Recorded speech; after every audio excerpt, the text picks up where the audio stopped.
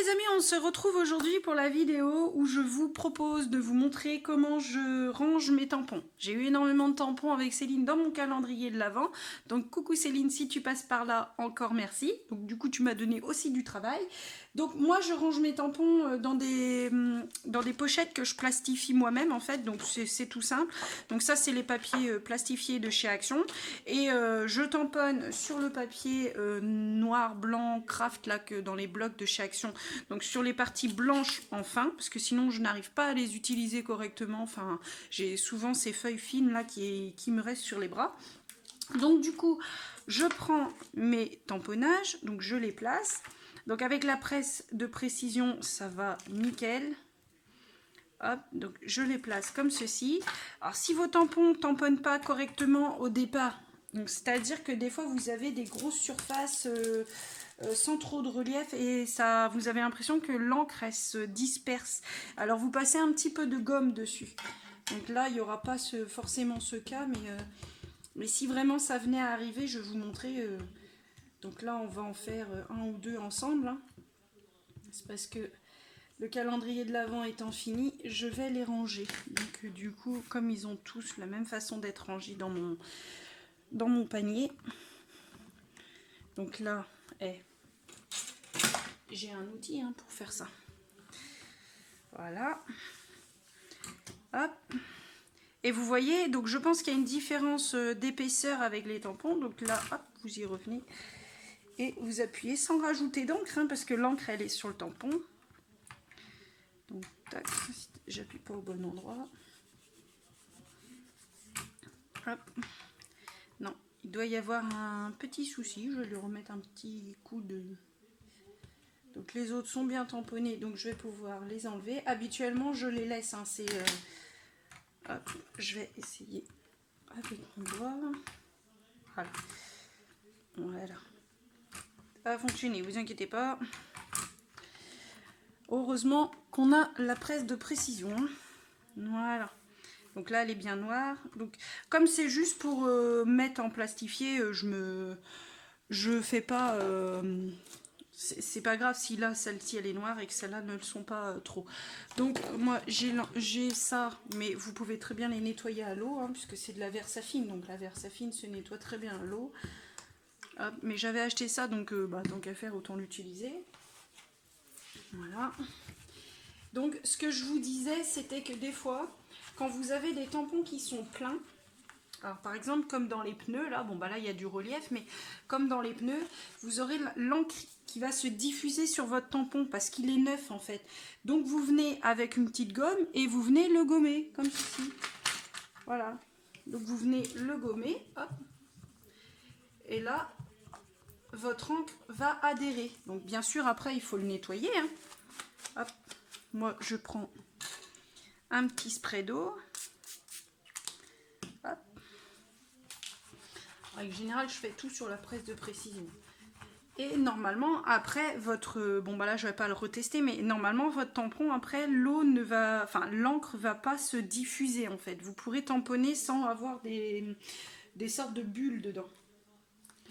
Hop.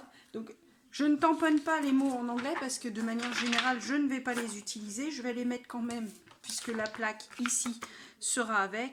Donc là, il y a Happy Birthday to Holland Classic, You are the legend, Gotha for the muscle. Donc je sais que ça, déjà, moi, je sais pas ce que ça veut dire ça non plus. You are the legend, donc tu es une légende.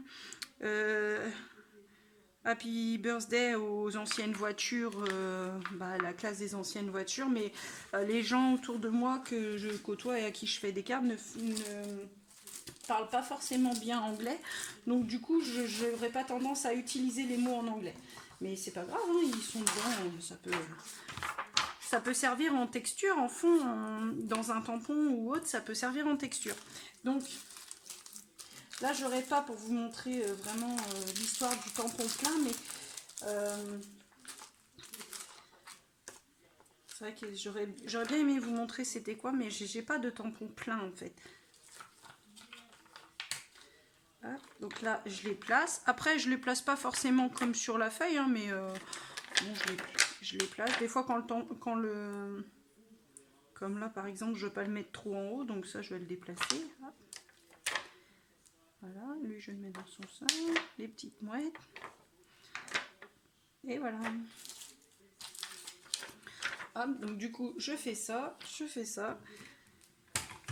Donc ça c'est du vu et revu, hein. C'est même pas moi, j'ai pas du tout inventé cette façon de faire, je l'ai vu faire et je trouvais ça bien pratique parce qu'au moins quand c'est rangé dans les bacs en plastique là, et ben moi j'ai, alors je vais pousser ça un peu, mais j'ai rangé, j'ai pris des grands bacs en plastique comme ceci là, celui-là je l'ai eu avec Céline dans mon calendrier de l'Avent.